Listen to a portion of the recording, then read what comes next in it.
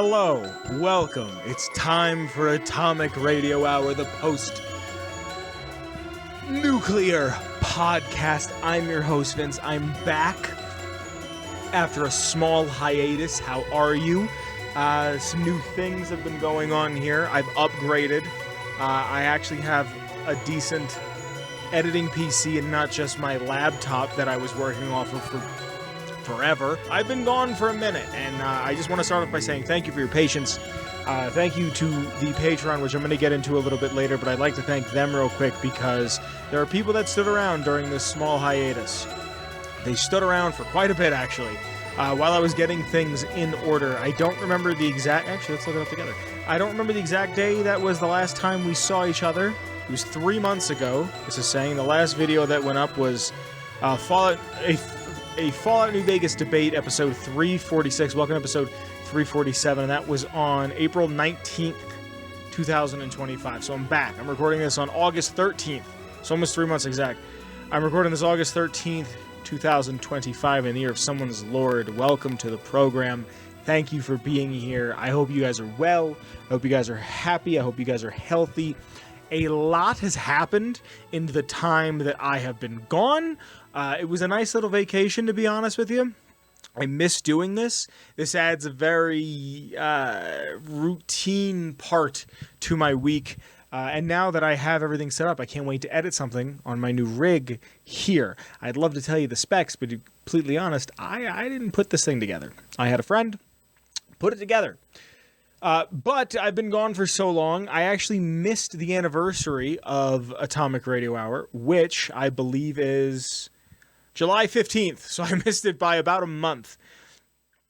This is 7 years, so this episode is probably called Baby Frank's 7th birthday. This is 7 years of Atomic Radio Hour. Thank you, thank you, thank you, thank you a billion times over. Shout out to the Discord, shout out to the Patreon, shout out to anybody who's watching this, whether it's your first time, whether it's your last time, or somewhere in between. Thank you. I want to continue to make the show. I know I had to take a little hiatus, but if this little hiatus meant nothing else, it means that I'm coming back bigger and stronger and better than ever. I would like to stream every now and again, just giving you a heads up for what you might be seeing. The only thing is, I need to find some time. I'm real busy all the time, always. And I need to find some time. Also, I should be moving sometime soon. So if you see a dip in an episode, enough housekeeping. Let's talk about some fun stuff. I am going to Fallout Day. I'm going to New Vegas Day. I'm going to be at the Pioneer Saloon come November 14th, 15th, and 16th, which is the event, which is the con, the festival, the meetup. If you're going, please leave a comment below. I would love to say hi. I'd love to say what's up. I will be wearing this hat and these glasses, and I will probably have on a jacket. I know it's in the middle of Nevada. It's actually in southern Nevada, but I'll have on my tunnel snake jacket. Please come say hey if you're there. I'd love to. I don't think I've ever met anybody who listens to my stuff, so it'd be really cool to meet somebody and just say hey, talk about Fallout for an amount of time, and then see where we are. I'm going to be there. I hope to see you there. I have a feeling this is going to be huge this year because they made us pay, which I'm not upset about because it's a convention, and something will probably go on the Fallout shelf if they give me like a lanyard and a badge. It's going up here, but I'm really excited to go. This is the 4th year, and I haven't been able to go pretty much ever. The first year I found out about it too late. The second year was not a good time for me. The third year I was in Japan. Now the fourth year I'll be there. So I can't wait to be there. I can't wait to meet everybody. Can't wait to see all the things. If I'm going to try to record something while I'm there, and I'm just going to kind of see how that works. I'm going to see what's going on, but hopefully we'll be able to meet up and talk or something in person and get to look at these things that are real, that we've played in game a billion times before. You know what? Before we get into anything else, I gotta shout out the live audience. Tonight in the live audience, we have the one and only Willie DeWitt. Thank you for being here, Willie DeWitt. Thank you for being patient with me on my bit of a hiatus. If you would like to be part of the live studio audience to watch these episodes get recorded live, please check out the Patreon. There's a link in the description below. I'll get into that a little bit later. So much has happened in the time that I've been gone, especially when it comes to the Fallout sphere of things. We have a pseudo release date for the show being sometime in December, and also just the other day I saw that Jones Cola, it got leaked that they're doing a Sunset Sarsaparilla, and there is a grape, a Nuka grape on the way, if I remember correctly. I like how no matter how long I've been gone, no matter what has changed, there's still difficulty. On the tech side, especially. I'm sitting down for this one, which is not something I usually do, but I hurt my back because, nothing ever changes. I hurt my back the other day at the gym doing deadlifts. My buddy at the gym helped me move and learn how to do a bunch of new stuff. And hurt my back, threw my back out. Haven't done it in a while. Did it this time. I don't remember the last time I did it, but that's why I'm sitting. Next week, hopefully I'm not, because this green screen keeps wanting to schmoove on me. Anyway, so many new things have happened. The Bakersfield trailer, it looks great. To be able to play Fallout 1 first person. The week it happened, I wasn't here. Elder Scrolls Oblivion got the remake remaster treatment, and I gotta be honest with you, not a game for me. I wanted to talk about it with you guys as it happened, but I really didn't have the opportunity because everything kind of shit the bed all at once. I like drive a different car now. Like, a lot has happened in 3 months. There's so much good Fallout that is on its way. The event is happening. I also have a feeling that the event in Goodsprings is going to be one of those things where something either gets announced or something happens. And I can't say that to be certain. I just have a feeling that there's going to be like a group of people there that are the first people to hear or see something. Again, I have no way of proving this. No way in hell do I have a way of proving any of this. I just have a feeling. I also kind of have a feeling we're going to get a shadow drop of either Fallout 3 or Fallout New Vegas remake, or both remake remaster on October 23rd. Again, cannot prove that. But it was talked about that it was leaked that was supposed to happen. And now we're at a point where it seems like it might be able to happen sooner, maybe rather than later, but it's one of those things. We never truly know until we're there, and that's really kind of a dumb thing to say. You never know until you're there, because, yeah, of course you don't know till you're there. You idiot, you're there. All right, let's get into the thing that I think we've all been waiting for. Let's get into the lore. I've missed the tradition of looking up lore. I've looked up the tradition of writing something down and then presenting it and then having someone to talk to about it. But before I can get into that real quick, I have to thank the Patreon. Because of the Patreon, especially in these past few months, there's been some people who stood around and helped support it. And there are some people that I have to thank. And starting from the tippity top, I have to thank the OG Noah. Thank you to Noah. After Noah, I have to thank Mellow Milhouse. Thank you to Mellow Milhouse. And last but certainly not least, I have to thank Danish Hound Dog. Thank you to Danish Hound Dog. If you like the show, if you want to support, check out the Patreon. There's a bunch of different tiers. One of them lets you get into the studio audience where you can watch these episodes get recorded live every Wednesday night. I talked about Patreon a little bit in the beginning. I'm talking about it a little bit now, but let's get into the meat and the potatoes of the show, of the Fallout program. Now, normally I'll go on Patreon and I'll ask what people want to hear, but I always like to do something special for the year anniversary and every increment of 50. And this is one of those where I want to do something special. Also, this is my first time editing on a new rig, and I have to learn how to do it again. It's not something that's going to take me a whole hell of a long time to learn how to do again, because I already know how to do it, but I have to give myself somewhat of a... Okay, good. I have to give myself somewhat of a break because I have to learn how to do it on a new computer. It's probably exactly the same as it was before, as it will be in the future and in the past and everything else. Probably. I have to triple check though and make sure. So I wanted to give myself something fun, something kind of light, and something that I can really, really mess with. This computer runs Fallout 3, which is not something my laptop ever did. So hopefully I'll be able to bring more Fallout videos just in general. There's a bunch of stuff I want to do. I have a bunch of plans. Anyway, for this week's lore, I wanted to talk about something that I think everybody is interested in, at least to a small capacity, and that is the Desert Rangers from Fallout New Vegas. Now, the Desert Rangers from New Vegas, what's so interesting about them is that they're a group of people that started off on their own using basic survival tactics and other skills that they were taught from where they once were to where they are now, to the point where I wish we could see them before they integrate with NCR. But what we have in front of us is a culture that's so ingratiated, and I can't help but think that the whole way that Caesar would take these tribes and get rid of their culture and meld them into what is now the Legion, I can't help but think that maybe the Rangers were supposed to be a play on that. And again, this game famously only got 18 months of development. Maybe this was lost in that translation, in that dev time. The Desert Rangers are the descendants of surviving communities out of the Nevada Badlands. So Nevada, most of what some people consider flyover country, even though I never did. Nevada, Utah, Colorado, all of that didn't seem like flyover country to me. That like real Midwest, South Midwest of the United States never seemed flyover. Wisconsin, all of these surviving communities that live in, even Raul talks about how Arizona used to be really, really bad before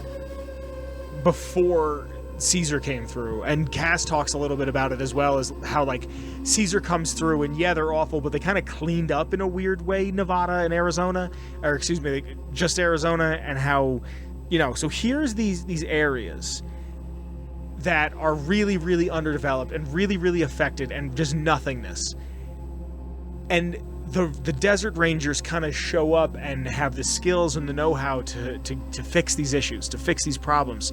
And they kind of take it on their own to do such a thing. Some of these Rangers can trace their heritage all the way back to the Texas Rangers. Now, the Texas Rangers were originally founded in 1853 and then dissolved after the first American Civil War, and by 1935 they were reinstated into a part of the Texas Department of Public Safety. They're essentially cops. They're essentially higher than state troopers. Post-war, these Rangers still exist. They take all of these skills that they have and they prioritize building community based on these skills, based on these ways to live and form lives accordingly. Now, there's a Desert Ranger you can meet in Fallout 1 named Tycho. He's a potential companion, and in 2161, he's a Desert Ranger that's taken refuge in Junktown's bar, the Scum Pit, that Gizmo runs. And I have a quote directly here from the game, and I got that off of the Fallout Wiki, or the Nukipedia, if you will, fallout.fandom.com, where I get all of my reference material for these videos. What Tycho can say to you if you ask him a question about it is, "We Rangers hail from back east, what used to be called Nevada. Our heritage stretches," mind you, this Fallout 1 takes place in California. "Our heritage stretches back to the days of the Texas Rangers. We learned survival and combat skills in order to go out into the world and have chance of surviving and making it better."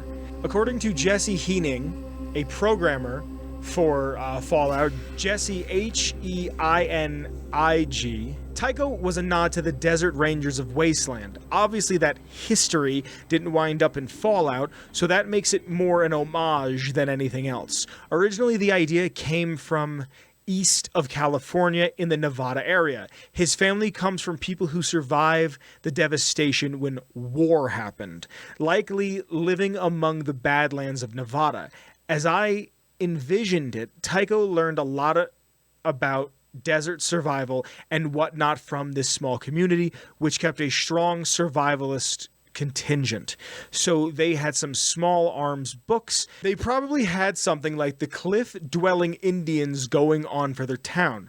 I never fleshed it out. Now, these Desert Rangers have unique armor, and you do get a piece of this rare armor in Honest Hearts. You can find the Desert Ranger armor, but if you find it in game, it's just the regular NCR Desert Ranger armor that has become kind of like the mascot. The NCR Ranger combat armor that's become kind of like the mascot of the game. Every game kind of has its own mascot power armor. And I know how that kind of sounds, but hear me out. Fallout 1 is T51. Fallout 2 is tribalized T51, and then T45 for Fallout 3. And then, Fallout 4 is T60, and in a weird way, 76, again, for me, in my mind, is T51 because it came for the collector's edition. The point I'm getting at is this armor is the armor that you know. And again, it kind of plays into that assimilation thing I said earlier. Is this a culture that assimilated into NCR that because of their assimilation, they are kind of forgotten about? There's not much that's said about them. The Rangers grew and eventually came to blows with Caesar's Legion in Nevada and Arizona. The Rangers had significantly more power, weapons, and armor than the Legion, but the Legion had numbers to throw at the Rangers. So the Rangers were way more equipped. They were way better stocked. They knew what was going on. They could fight. They could hold their own. But the Legion didn't care. They were just like, screw it, go. Just throw as many people. There's an old saying from World War II, I forget where I heard this, that the German tanks were worth as many as 4 American tanks, but the Americans always had 5 tanks. So they could just throw more at the enemy. And that's essentially what Caesar's Legion is doing here, to the point where they needed backup. They needed someone to help them. And that's when the Desert Rangers sought refuge within NCR. In 2171, the Desert Rangers, looking for this help, signed the Ranger Unification Treaty. The NCR took on these Rangers. The NCR takes in the Desert Rangers, and because of them doing that, they also say they're going to protect Hoover Dam, New Vegas, and southern Nevada against Caesar's Legion. This is the building point of Kimball's War. This is where it starts. This is becoming a growing threat. The Legion is becoming a growing threat, and to the point where, the first Battle of Hoover Dam isn't until 2277. So another 6 years from this. But again, to do this along the Long 15, they've erected the statue, which you've seen, Long Dick Johnson. This is made, in my mind at least, a giant FU to the Legion to say, we're now stronger than ever. This thing that you were defeating, we've now taken on, and now we're stronger for it. Again, something else I'd like to read. In the year 2271, the Desert Rangers of Nevada and Rangers of the New California Republic met at this spot to sign the Ranger Unification Treaty. And this giant statue, there's a unification plaque that's there, and I want to read the quote directly to you. In the year 2271, the Desert Rangers of Nevada and the Rangers of the New California Republic met at this spot to sign the Ranger Unification Treaty. Under this treaty, the Desert Rangers agreed to be absorbed into the NCR in exchange for NCR's protection of Hoover Dam, New Vegas, and southern Nevada against the forces of Caesar's Legion. And according to the Fallout New Vegas official game guide collector's edition, page 390 and 391, on the Mojave Outpost. This place where the Mojave Outpost now stands was originally a checkpoint between California and Nevada. After the war, it stood empty and vacant for well over a century. 10 years ago, the NCR Rangers and the Desert Rangers of Nevada, who have been dwindling in numbers, met at what had become known as the I-15 Mojave Outpost to establish terms of the Ranger Unification Treaty. In its current form, Mojave Outpost serves as a link between NCR and Mojave Wasteland. Again, this is another... Tandy's dead at this point, but I can't imagine that Tandy wasn't thought of. The great unifier that she was. The pragmatic genius of politics and rebranding and what have you that she was. I can't help but think that she wasn't thought about quite a bit when it came time for this. This is an FU. This is an FU to the Legion. This is the FU to anybody who wants to get to the cons, to the powdered gangers. Anybody who wants to get in the way, this is a monster FU to you and to them and to your friends and your family and any kinfolk you have. Because here's this fabled Desert Rangers that are known for just being better manned and being a militaristic force in a way.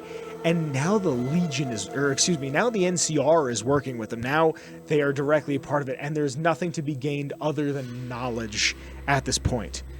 So, in 2281, veteran Rangers of the Republic all wear similar combinations of clothing to distinguish themselves from the NCR Army and the other Rangers. Additionally, a monument was erected at the Mojave outpost to commemorate the signing of this treaty. It's a culture that is bled into and has melded, but it's only one generation away from being bred out.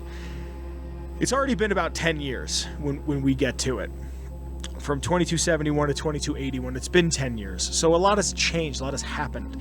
And I can't help but think that there are some veterans that are in there that have been putting in some real work, but also eventually it'll get bred out. That's what I'm saying when I say this feels to me like a little nod, a little reference to what the Legion is doing, that there's this. Now, remember how I said the power vacuum a little bit ago? This is non-canon stuff, and I say it's non-canonical stuff because on the Fallout wiki it says citation needed, and I don't know how canon this actually could be, so I want to read it verbatim from what is on the website. This turn towards the west also saw the withdrawal of the Desert Rangers to Nevada from any other remaining outpost, including Utah, and this is where it says the citation is needed. This had direct consequence of emboldening warlike tribes in the region, such as the Whitelegs, who thought an alliance with the Legion would sack and destroy New Canaan. So again, I'm not sure how much is there, but you do a net positive. No good deed goes unpunished, especially when it comes to the New Vegas world, especially when it comes to this part of the wasteland. This is what you're kind of left with.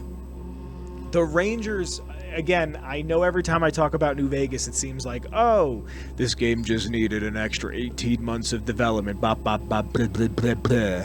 Whatever. I can sit here and say it all gosh damn day long. That's about it. I love the Rangers. Again, it's the mascot of the series of Fallout New Vegas. The mascot of it is a Ranger. Anytime I see a courier, he's wearing Ranger armor. Just one of those things. I feel like if I see any other Fallout, they're wearing a vault suit of some kind. But this is the Desert Rangers, and that has been this week's lore. This feels good to be back, man. I've missed this. I kind of like sitting down. I might buy a green screen stand. Hey, everybody. Welcome to the third segment. The third segment of the show. Top 3 segment. I got to stop using that one. I'm sorry. So, hey, again, I have to give myself kind of a pass on this one to make sure that the editing is okay. But I had a theory thrown at me at work. I didn't switch jobs, but I did not switch jobs. I'm just doing a job that's a little more physical now, so it's a lot more moving around. And I actually work with people now that I can talk to. My one friend that I work with hits me with a hypothetical, and I'm a slut for a hypothetical. And he looks at me and goes, so you're given $10 million, but it was specific to me. He goes, I'm giving you $10 million, but everything you love about Fallout, past Fallout 2, never happened. Because my favorite game is Fallout 3. So he goes, everything from 2 and onward never happened, but you get $10 million. Are you taking the deal? And I sat there and I really thought about it, and I was like, yeah, I'm taking the deal because I could fix it. Because if that means Bethesda never bought Fallout, I could buy the IP of Fallout for $10 million. And even if it's more than $10 million, mind you, this is long dead. The last one came out in 98. And that was it. And it's been almost 30 years. I can buy the IP. And even if I can't buy it for $10 million, I can go take a business loan and use my own money as collateral and go, well, or put down $10 million and then get, $60 million back. I don't know how money works. I don't know how loans work. What are you talking about? But it's one of those things where it was, I could take it. And then I was like, oh, everyone's still alive as far as I know that worked on, except for like, I'm so bad with names. There's a few people that worked on Fallout 3 that are no longer alive. I know that. But like Josh Sawyer's alive. Chris Avallone's still alive. Emil's still alive. I could gather a team and just go, hey, Josh Sawyer, don't ask me how I know this, but I know you made a Fallout New Vegas, or you made a Fallout D&D game. Hey, man, look, I own this IP, so I get final say. Here's this. You take this. And who knows, maybe because of their new life experiences, maybe they've had more kids, maybe they've been through hardship, maybe they had a parent die or a partner die or been cheated on brutally. Like, they've learned these things. Maybe the game gets even better. And I'm also going to give them more than 18 months to develop the friggin' thing. But I'm saying, like, you have all of this. You have all this knowledge. And then, you know, I could go to Bethesda and go, look, I have this, and I think this would be big. There you go. You do with that what you will. And then I'd say, like, look, I could shop it around to other studios. You know how we're going through how many years of no Fallout anything that isn't 76 or the mobile app, Fallout Shelter, or, you know, no mainline game, no remake as of right now, no remaster as of right now. Who's to say that I don't go in and change things up and make it where, okay, we're going to get a Telltale style game. We're going to get a point and click adventure. We're going to get this one that's, you know, don't oversaturate the market, but you have what you have. And then I take all the money I'm going to make from that, and then I do what I really want to do, which is make a kaiju movie where it's actually a guy in a suit and not just all CGI. I hope you guys have enjoyed this episode. Thank you for having me back. It's a pleasure to be in the house that Ghoulman built once again. I'd like to thank some people. First off, the intro to the show is by the one and only Shane Ivers. Thank you to Shane Ivers for his song Feather Duster that is playing right now. If you like the show, consider checking out the Patreon. There's a link to the Redbubble. There's a link to my Twitter, the show's Twitter, Kyle's Twitter. Check us out on YouTube. Follow us wherever podcasts get uploaded and you can listen to them. I'm trying to remember if this is everything. I want to thank the chat for being here tonight. I love you guys. You're all fantastic. Happy 7 years. It's been a ride. A lot of ups, a lot of downs, and a lot of good has happened in this past 7 years. I don't know what the fucking green screen. I don't know where I would be without my little piece of the internet. I love you guys, and I'll be seeing you soon. Tip your waiters or waitress or whoever, or wait them. I love you, and I'll be seeing you next week. Bye, everybody. Atomic Radio Hour Podcast. A Ghoulman Entertainment production.